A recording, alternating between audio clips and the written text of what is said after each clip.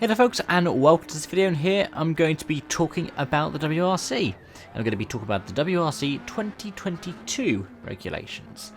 Yeah, that's right, the WRC is going hybrid for 2022, and today we got a bit more of a glimpse, not anything particularly concrete, but a bit more of a glimpse into what the next step of the World Rally Championship will look like. And as we move away from the World Rally Car era that has been with us for, well, since 1997, so it will have been with us nearly 25 years.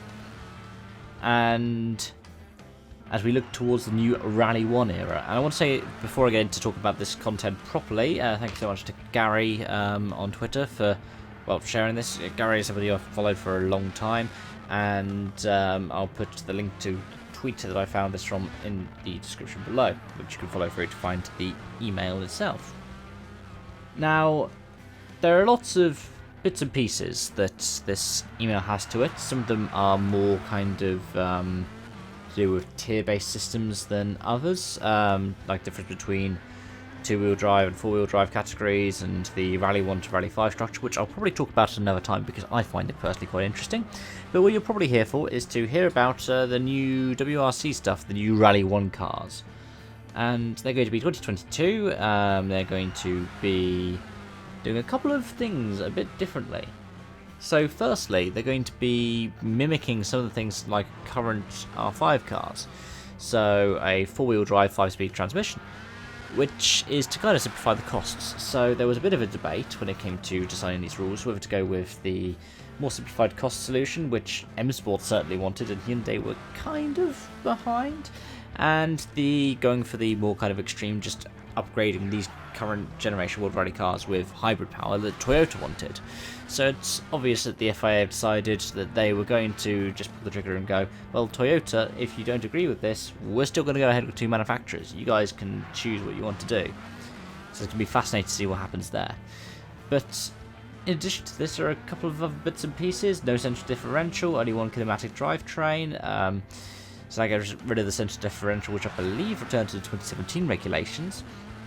On top of that, reduced real travel, one specification of wishbone. So they're trying to make it so that you're not going to have so many different homologated parts over the course of the season. Liquid brake cooling no longer allowed. That'll be quite interesting to see how the brakes perform. A simplified shape to the fuel tank, and with the aerodynamics, again, some of this is a bit wishy-washy. Free volume bodywork area to enable aggressive design maintained. So essentially they want to make the cars look a bit similar to how they do right now, but they want to remove the aero effect from heated ducts, and they want to simplify the rear wing, which I guess is another kind of point at Toyota, because, well, it's something they've been criticised for over the course of this era, the massive rear wing. But I think the thing that stands out most for me in regards to the WRC promoter trying to win over more manufacturers and the FIA trying to win over more manufacturers is there's a paragraph that says, however, in parallel, Rally 1 will also introduce sustainable technology to WRC with the intention of transferring key learning procedures to other disciplines in the future. The concept of scaling will allow for more cars to fit the regulations to maximise participation.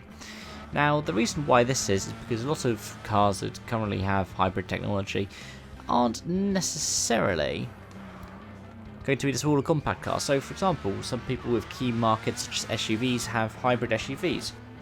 So Hyundai might want to do that with something like the Kona, for example, or Subaru, who are rumoured to be coming back, might look at doing that with the XV, which is quite a big car. But if they could scale it down, they could put it in the WRC. Of course, it would be much smaller than the actual XV itself, but it might work for a sales point of view. Remember that a lot of the early World Rally cars, the reason why they were saloons and hatches was because that's what people wanted. It was dictating itself based off of market trends. So that's really what we got to look forward to. I'm quite happy with these regulations. I can't wait to see what they look like a bit more finalised, and when we hear more and more about the tenders and so on, who's going to be doing what. But it looks quite promising. A bit of a compromise between both sides, so it's designed to be, yes, it will be cheaper, but yes, it will be stylish and flamboyant. What do you guys think of it? Let me know your thoughts in the description down below. And on that note, thank you so much for watching, thank you so much for joining me, and I hope to see you again soon. Bye for now.